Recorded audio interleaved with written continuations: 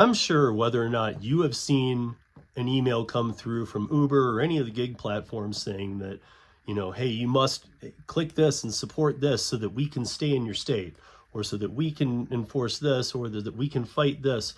And so many times that's been clickbait, that's been, for us drivers, that's been luring us into something that probably isn't in our best interest. But right now in Colorado, we are facing a true challenge of Uber leaving the state of Colorado. And I know there were some naysayers saying this is their playbook, this is what they do, and they won't leave. This one's a little different, you guys. You got to dig into it a little bit to understand. Welcome to 13. Colorado had 2 transparency bills in force. We won't dive into those. I will just tell you guys, because you can go back and watch other 13s where I've explained this.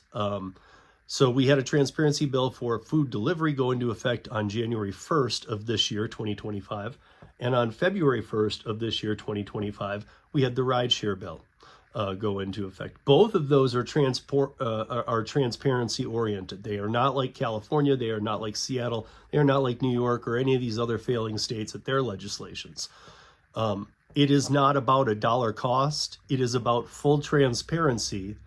And the original fight that we were all trying to have was to have them remove the AR too. But that's on the platter for later, because that still directly conflicts with independent contractorship. But today we're going to talk about House Bill 1291. So again, these just went into effect. They were passed last year, but these just went into effect not long ago. I mean, we're only in April and in January and February, and it's been working. Nothing's perfect, but it's a lot better than what the other states are seeing. But we have a House of Representatives member, Jenny Willford. She is a Democrat from Northglenn, and Faith Winter, a Democrat from Broomfield, supporting House Bill 1291. Now, there's a lot of interesting things here. We're going to have to crank through it to get through it. So the author and push of this bill, Jenny Willford, she shares part of her experience, which was last year, or in 2023, sorry. She was in a Lyft and she was sexually assaulted. And she is a House of Reps member. So she is spearheading this bill. So what does this bill want? What does House Bill 1291 want from Uber that is making Uber say we're leaving the state? And again, put that on pause, because you guys have heard that stuff and you think, no, they're not really going to leave, though they never do. This is different again. So here we go. Basically, the bill includes just a few things, but they're very controversial.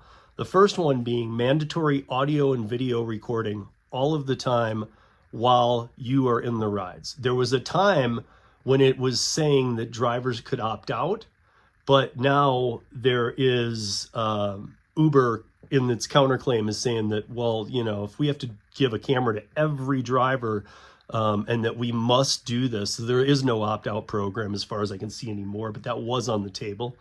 But the mandatory audio video recording of all rides. Now this is, if I have a dash cam, great, here's my dash cam. I now have to have an Uber dash cam where Uber will store the data of every ride I do.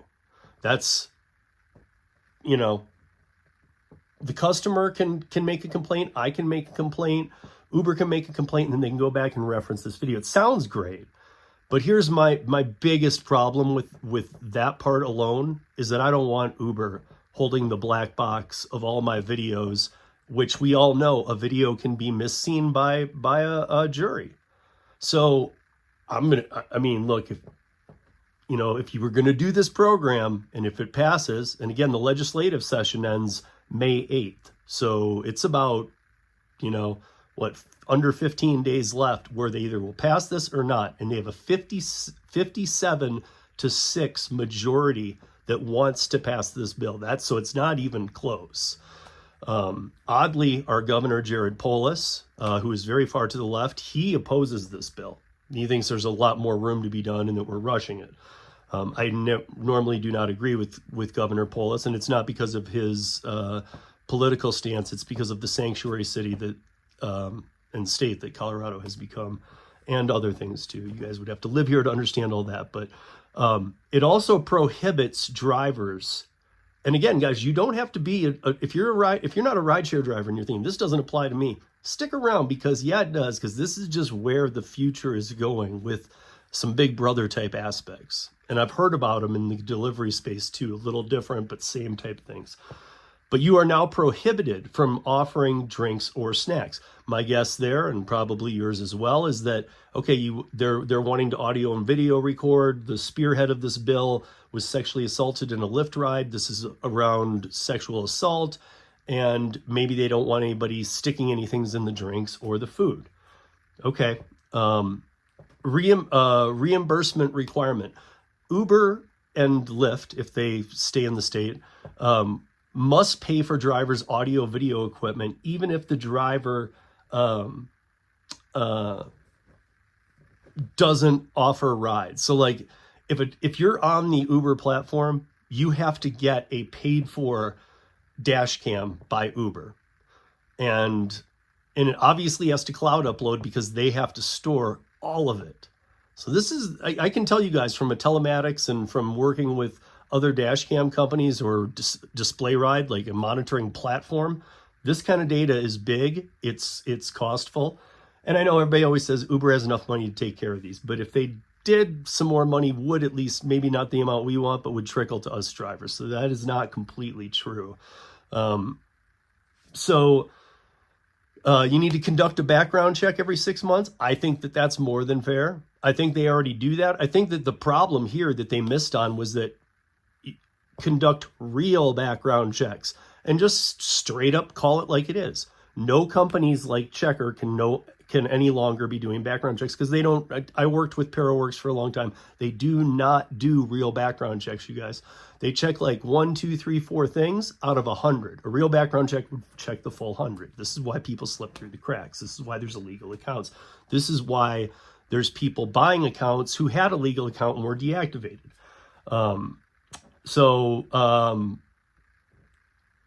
you ban account sharing, and they need to report this annually with all of any claims that the state has. They need to be able to send over the video to back it. The bill does not support traditional taxi services, so therefore that's a gain for the taxi if this goes through, a loss for the rideshare. But also we've been always put into TNC, and everybody's always said, hey, you should be in with the TNCs, with the taxis and limos. And a lot of states have done that. And even we were kind of starting to move that way. But now they're saying it's not going to apply to the you need to be in the taxi and limo, but we're not going to apply this rule to the taxis. So, I mean, I understand moving things around, but you got to make sense of it too. Bipartisan support, it passed the House 59 to 6 votes. And cleared a Senate committee. So it's ready and roaring to go. Awaits a full floor vote before May 7th. So before May 7th, this will hit the Senate floor. It will get a vote. It will become law or not. Uber's response to this, it says it cannot comply with the bill and would face too much legal risk. Obviously, we know why. There'd be a videotape on everything. Everybody could be claiming it. You'd have attorneys from different states saying they need data and this and that. And again, if it's just and warranted, okay. But they're also infringing on our right to privacy a little bit. Like, I run a dash cam on a display ride in my car. I'd rather just Uber pay for, if this kind of thing's going to go through, just have Uber pay for that. But even that, I don't know if I want to go there, even though it would be a less expense for me.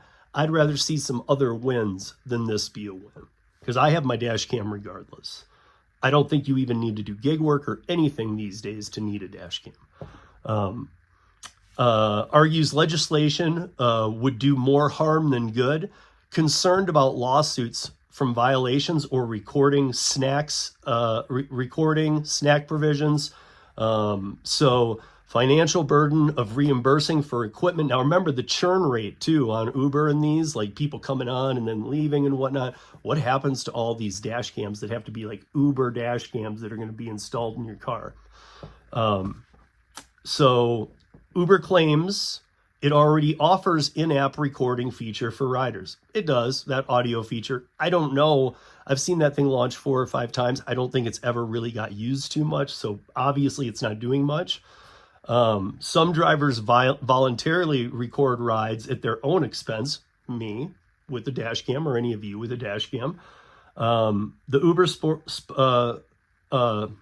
supports real, this is quote, real evidence-based, unquote, safety reform, not check the box legislation. I find that humorous because everything Uber is check the box. And they're saying, listen, this is check the box legislation. We will deal with real evidence-based. Okay. Again, wanting it two ways. So Uber has said that on May 7th, if this passes, they will leave the state. Now, does that mean May 8th, 9th, they leave the state? No, usually, sometimes we can kick one of these into gear in 2-3 months and have it be law. It might be at the end of the year, whatever, which buys them a little time, but nonetheless. But they said that if this happens, if this bill passes, they will leave the state of Colorado. They've left cities before, but they've never left an entire state. Now, they've gone back to those cities, but they've never left an entire state. Colorado would be the first state for Uber to exit due to state law ever. So Uber says it has nearly 30,000 rideshare drivers in Colorado. Uber VP Camille Irving sent letters to legislation Jared Polis warning of potential pullout. And so Lyft's position is, I think they're just kind of waiting to see what happens with Uber, to be honest. They don't want to talk about it yet. So the biggest, there's a lot of other reactions in here and whatnot, but the other biggest takeaway from this is, again, and it might be the saving grace, is Jared Polis. And I don't think those words would have ever come out of my mouth other than this, especially in the past few years. We've been in a crazy state. And again, it's not left-right. It's just this person, Jared Polis, if you don't live here in Colorado, does some a lot of things that aren't in the benefit of Coloradans. And they waste a lot of money. It really, more than most states. But so Governor, here's the points for Polis. He's sympathetic to Uber's concerns. There's a reason for that.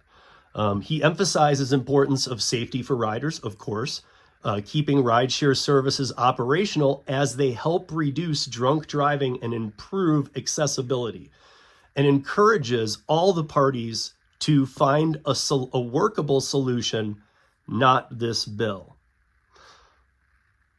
That alone, if you know Colorado, that speaks volumes. Because normally he would just be on board with this because it's something that everybody hates, so he'd do it. But he didn't. What are your thoughts? I want to see them below. Would you continue driving under these conditions if you had to be videotaped all the time and it was stored with Uber? And that's 13 and less than 13 in 13, 13